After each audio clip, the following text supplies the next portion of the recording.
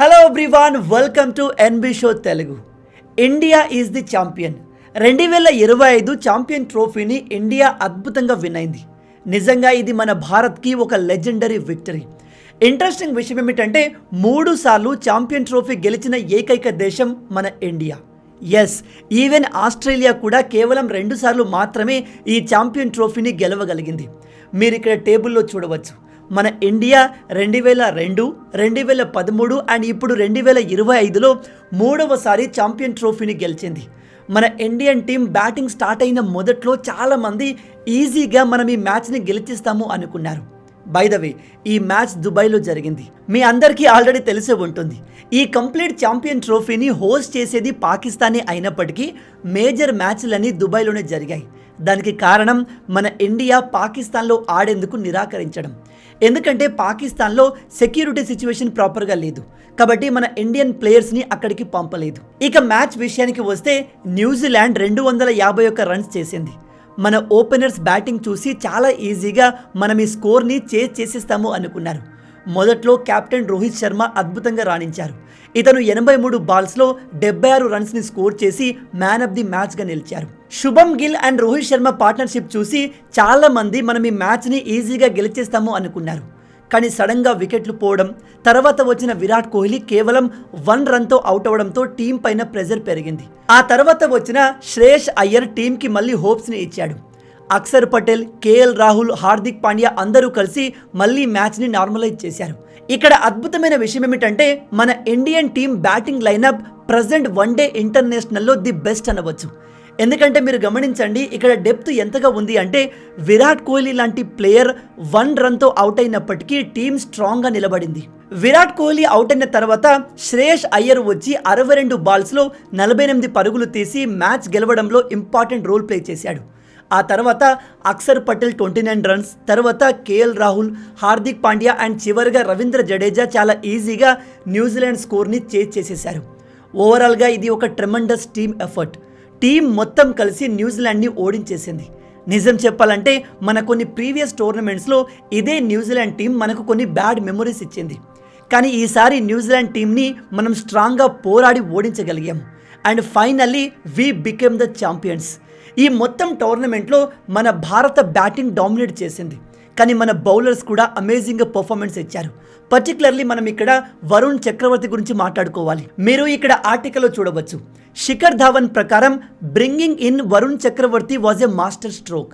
ఎందుకంటే మీరు కంప్లీట్ టోర్నమెంట్లో మన ఇండియా ఆడిన మ్యాచెస్ చూస్తే ఆస్ట్రేలియాతో ఆడినప్పుడు, పాకిస్తాన్తో ఆడినప్పుడు కూడా ఇలా ప్రతి మ్యాచ్లో Varun Chakravarthy major role play చేశాడు. అందుకే ఇప్పుడు చాలామంది కోరుకునేది ఏమిటంటే వరుణ్ చక్రవర్తి ఇండియన్ స్క్వాడ్లో పర్మనెంట్ మెంబర్ కావాలి అని.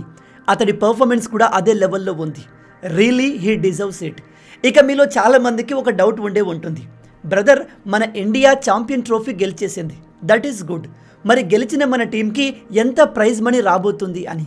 మీరు ఇక్కడ చూడవచ్చు, గెలిచిన ఛాంపియన్స్కి $2.24 మిలియన్ ప్రైజ్ మనీ అందుతుంది. ఈ డబ్బుతో మన హార్దిక్ పాండ్యా వాచ్ కూడా రాదు. మన ఇండియన్ కరెన్సీలో ఇది 19,52,00,000కు సమానం. మన ఇండియన్ ప్లేయర్స్ ఆస్తుల ముందు ఇది చాలా తక్కువ. రీసెంట్గా చాహల్కి డివోర్స్ అయితేనే తన భార్యకు యాలిమోనీ కింద 60 కోట్ల రూపాయలు ఇచ్చాడు. చలో, విన్నింగ్ మనీని ఇలా కంపేర్ చేయకూడదు. రన్నర్అప్కి $1.2 మిలియన్ ప్రైజ్ మనీ అందుతుంది. మరి పాకిస్తాన్ దగ్గర ఇంత డబ్బు ఇవ్వడానికి ఉందా అంటే బహుశా వీళ్ళు వరల్డ్ బ్యాంక్ నుంచి అప్పు తెచ్చి కడతారు కావచ్చు. జోక్ చేశాను. ఈ మనీ పాకిస్తాన్ దగ్గర ఆల్రెడీ రెడీగా ఉంది. బై ద వే, ఈ హోల్ ఛాంపియన్ ట్రోఫీని కండక్ట్ చేసేది ఐసీసీ కాబట్టి డబ్బు విషయంలో ఇబ్బంది ఉండదు. ఈ మనీ కంటే ఎంతో విలువైంది మన ఇండియా ఐసీసీ ఛాంపియన్ ట్రోఫీని గెలవడం. రోహిత్ శర్మ లీడర్షిప్లో లిమిటెడ్ ఓవర్ ఫార్మాట్లో మనం సక్సెస్ సాధించాము. గొప్ప విషయం ఏమిటంటే 2024లో మనం T20 వరల్డ్ కప్ ఛాంపియన్స్ అయ్యాము. అండ్ ఇప్పుడు 2025లో ఐసీసీ ఛాంపియన్ ట్రోఫీ విన్నర్స్ అయ్యాం. అయితే మీరు ఈ టేబుల్లో టైంలన్నీ గమనించారా? మొదట్లో మెన్స్ ఛాంపియన్ ట్రోఫీ 2 సంవత్సరాలకి ఒకసారి జరిగేది.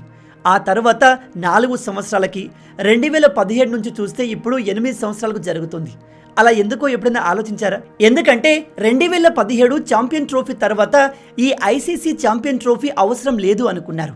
ఎందుకంటే ఆల్రెడీ మనకు ఓడిఐ వరల్డ్ కప్ ఉంది, T20 వరల్డ్ కప్ ఉంది. వీటి మధ్య ఛాంపియన్ ట్రోఫీ క్రికెట్ క్యాలెండర్లో సరిగా ఫిట్ అవ్వట్లేదు. కానీ సడన్గా టైం ఎలా మారింది అంటే ఓడిఐ వరల్డ్ కప్ సరిగా జరగట్లేదు, T20 వరల్డ్ కప్ కూడా జరగలేదు, ఇంకా వేరే పెద్ద టోర్నమెంట్ ఏమీ జరగకపోవడంతో ఆ టైం గ్యాప్లో ఒక టోర్నమెంట్ జరగాలి అనిపించి ఐసీసీ మెన్ ఛాంపియన్ ట్రోఫీని రివైవ్ చేసింది. అందుకే ఈ ఛాంపియన్స్ ట్రోఫీ 2017 తర్వాత 8 సంవత్సరాలకు ఇప్పుడు 2025లో జరిగింది. నిజానికి 2017 ఛాంపియన్ ట్రోఫీని కూడా ఇండియానే గెలవాల్సింది. కానీ చివరి క్షణాల్లో మన ఇండియా లాస్ట్ మ్యాచ్లో సరిగా పర్ఫామ్ చేయలేకపోయింది. లేకుంటే 2013, 17, 25లో కూడా ఇండియన్ ఫ్లాగే కనిపించేది. ఎనీవే, తర్వాత జరిగే ఛాంపియన్స్ ట్రోఫీలో కూడా మన India main contender and most favourite టీమ్గా ఉండబోతుంది. ఎందుకంటే మీరు గమనించండి, లిమిటెడ్ ఓవర్ ఫార్మాట్లో ప్రజెంట్ ఇండియన్ టీం దగ్గర ఉన్న స్కిల్ సెట్ కానీ కాంబినేషన్ కానీ వేరే ఏ టీం దగ్గర లేదు. ఇక్కడ ఇంకో ఇంపార్టెంట్ విషయం ఏమిటంటే ప్రజెంట్ మన ఇండియన్ టీం వరల్డ్లోనే ది బెస్ట్ క్రికెట్ టీమ్గా మారే అవకాశం ఉంది. ఎలాగో చెప్తాను, జాగ్రత్తగా వినండి. ఈ ఛాంపియన్ ట్రోఫీ విన్నింగ్తో మనం ఇప్పటి వరకు మొత్తం 7 ఐసీసీ ట్రోఫీలు గెలుచుకున్నాము. మీరు ఇక్కడ టేబుల్లో చూడవచ్చు. అందరికంటే ఎక్కువగా ఐసీసీ ట్రోఫీలు గెలిచింది ఆస్ట్రేలియన్ టీం. మొత్తం వీళ్ళు 10 ట్రోఫీలు గెలిచారు. సెకండ్ ప్లేస్లో మన ఇండియా ఉంది. మనం 7 ట్రోఫీలు గెలిచాం. ఇందులో T20 world cup, ODI world cup, champion trophy and world test champion కూడా ఇంక్లూడ్ అవుతుంది. థర్డ్ ప్లేస్లో వెస్టిండీస్, తర్వాత పాకిస్తాన్, శ్రీలంక అండ్ ఇంగ్లాండ్ ఉన్నాయి. ప్రజెంట్ ఇండియన్ టీం క్యాపబిలిటీ చూస్తుంటే మనం చాలా ఈజీగా రాబోయే T20 world cup, ODI world cup and next champion ట్రోఫీని కూడా గెలిచే కెపాసిటీ ఉంది. ఎందుకంటే ప్రజెంట్ మన టీంలో స్ట్రాంగ్ బౌలింగ్ లైనప్ ఉంది.